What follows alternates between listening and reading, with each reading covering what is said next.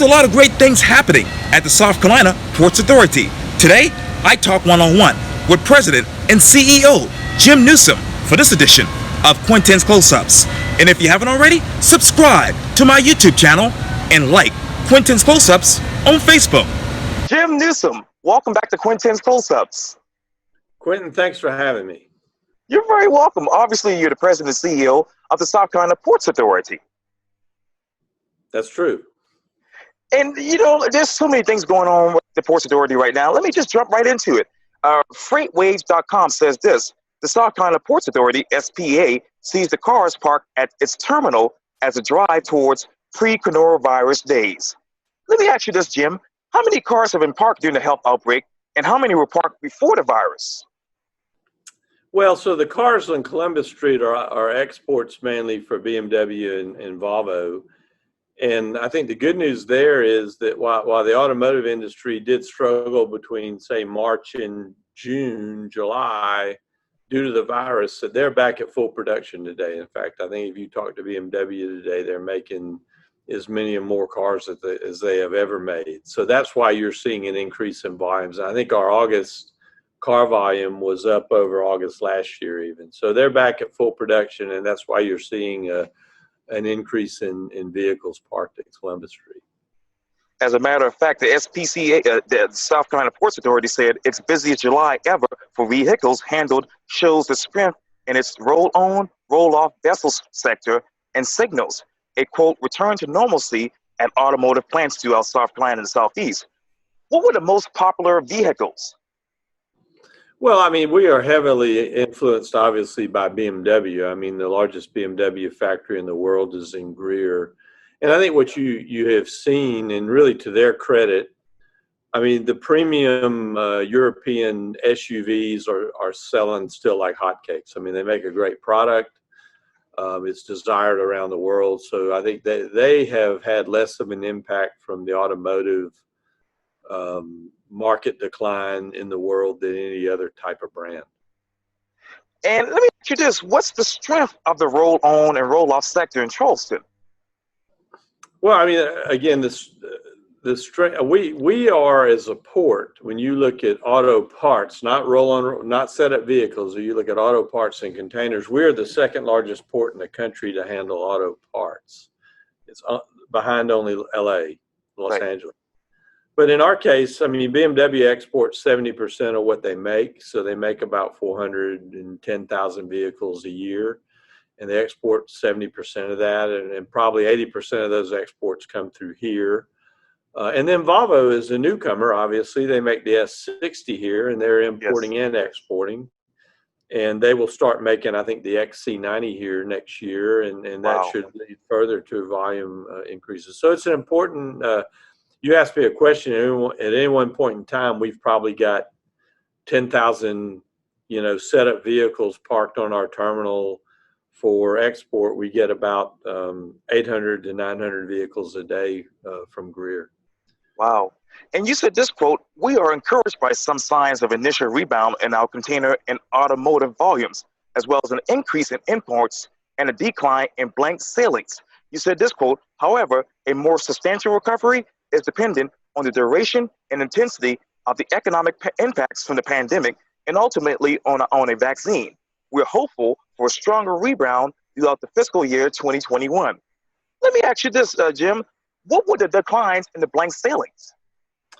So the ocean carrier industry, as the pandemic was impacting demand and consumption in the Western world, learned to control their capacity. And they did that essentially by blanking a sailing, which is like your airline flight being canceled. That's the best analogy I can give you. Sure. So if they didn't have enough cargo, they simply did not sail a ship that week on a regularly scheduled service. So that was a very effective way to control capacity. What we've learned, I think, is that in the pandemic, when people are staying at home and they're not consuming services, they buy stuff.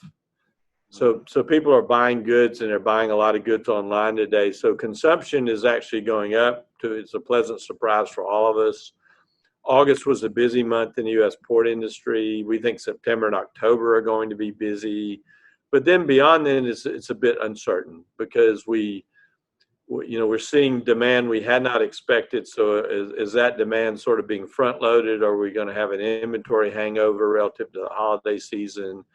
And ultimately, I think to get back to normal, we've got to have a vaccine for the virus. We're not going to return to normalcy in this country, consumption-wise, without a vaccine, and we're hopeful to see that in the first part of next year.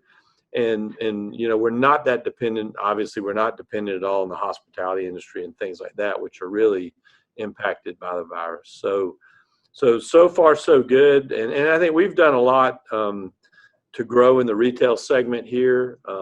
You saw the announcement in Ridgeville on Walmart building a 3 million square feet of distribution capacity there, which will open in early 2022. So that's a really exciting foray for us into an area that we've not been traditionally strong. And what is the rebound of container and automotive volume right now? Well, I mean, it's I think our numbers between July and August, I think August was 20% over July, and I think July was 15% over June. So we have kind of a steady incline. The National Retail Federation has predicted that September and October will be reasonably strong, but we have some uncertainty about the period November through February. That's traditionally a weak period of time anyway, because the Christmas goods are here already. And so we'll just have to see, how the economy develops. And there's a lot of uncertainty with the election. There are some headwinds going into the beginning of next year that we have to keep an eye on. And you said this quote, however, a more substantial recovery is dependent on, obviously, the duration and intensity of the economic impacts from the pandemic. What's the duration are you seeing right now? Well, right now, demand has exceeded our expectations because people are buying things. People are not able to go to theaters and football games and stuff like that. So they stay home and they buy stuff on their computer. And a lot of that is e-commerce and omni-channel. And that's kind of where we focused our efforts on growing distribution, because as you have read, the top 15 or 20 retailers are really gaining share because they can do this e-commerce thing alongside of bricks and mortar.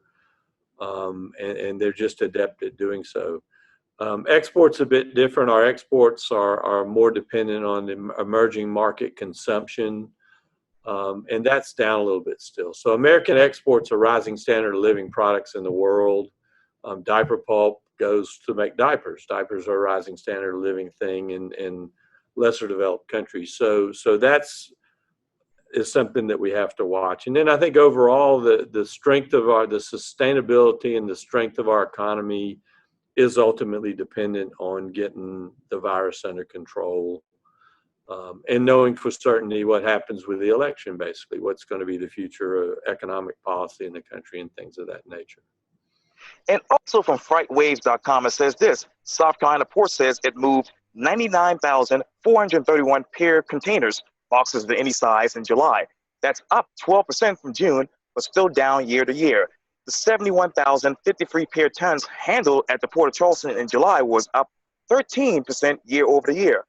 How much are you all down year to year?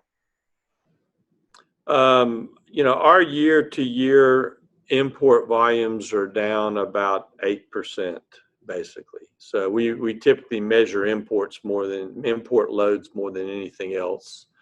And our volumes are down about 8%. Our August volume was 116,000 pair containers. So it's up from 99,000. So that's about 16% increase, basically.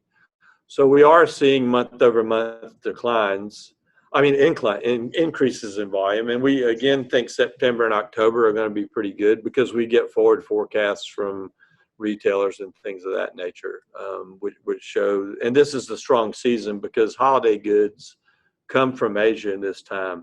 Everybody forecasts that people would I guess there's a lot of wishful thinking that people would move production from China to other parts of Asia, Southeast Asia, or that they would even return production to the United States. But the reality of life is it's very difficult to substitute for China in the global supply chain. Let me turn to the Charleston Harbor Deepening project, and this is coming from the Charleston Regional Business Journal. The Charleston Harbor Deepening project is fully funded and on schedule to achieve a depth of 52 feet by mid-2022. Once the project is completed, Charleston Harbor will be the deepest on the East Coast. With the harbor deepening, the port will be able to accommodate massive port Panamax ships, which are already calling on the SPCA at any time, regardless of tidal restrictions. Jim, let me ask you this. What are the tidal restrictions right now? Well, basically our harbor today is at 45 feet. We can bring a ship in fully loaded at 43 feet without tidal restriction. We're going to 52 feet, which means we'll be able to handle 48 feet without tidal restriction. And that's critical because if you look at the big ship that's coming here not this weekend, but next weekend, the CMA CGM Brazil, which is a 15,000 TEU ship, that ship crossing the Atlantic inbound to Halifax in Canada has 48 feet of draft. So these draft figures are not theoretical. I mean, they are actually being used by these big ships. So it's important to remove those restrictions, and the harbor deepening project is really fantastic. I mean, because it's fully funded and it's on time, and and we remove restrictions every day. Our next restriction is the turning basin. We have we're widening the turning basin. So by this time next year, there'll be no restrictions in our turning basin. So a great job has been done by our team in the Army Corps.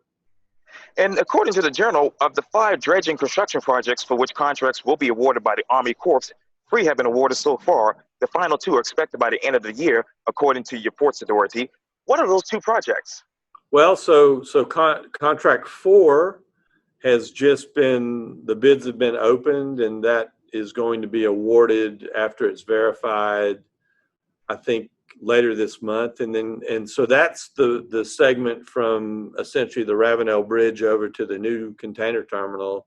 And then contract 5 from the new container terminal up to the North Charleston terminal, which is only 48 feet because of the bridge height there. Right. That's been opened as well. And we know who the apparent low bidder is, the term they use. That's kind of a convoluted term to me, but that's the term that they use. So that should be awarded within a couple of months. So the last contract has been opened, the money's in the bank, so we're in really good shape. And there are not a lot of ports that can say that. That's true. And let me turn over to the Leatherman Terminal. Obviously, there's some developments there, good news. Let me ask you this. How many jobs will the terminal bring, and what will the investment look like in 10 years? So at the outset, the terminal will essentially allow us to shift some volume that we handle today at the Wando terminal over to the Leatherman terminal. So we handle about 1.1 million containers at the Wando terminal today. We'll move about 300,000 over to the Leatherman terminal. We have 1 berth there. So that will enable us to spread our business out a little bit. The second phase of the Leatherman terminal will open in 2028, 2030, depending when we need it. And certainly that will further enable us to grow. I mean, certainly prior to the pandemic, we planned to grow at twice the U.S. port market.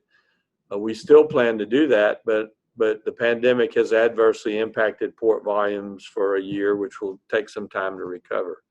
But as we grow volume, jobs grow in a linear fashion because we don't run automated terminals here. We run traditional terminals. So for every 100,000 more pier containers, there's that many more jobs that are needed for both the Port Authority workers and the ILA, longshoremen, clerks, and mechanics. So it's a good story. And those are, as you know, Quintin, good paying jobs, I mean, that have a lot of impact on the local economy here.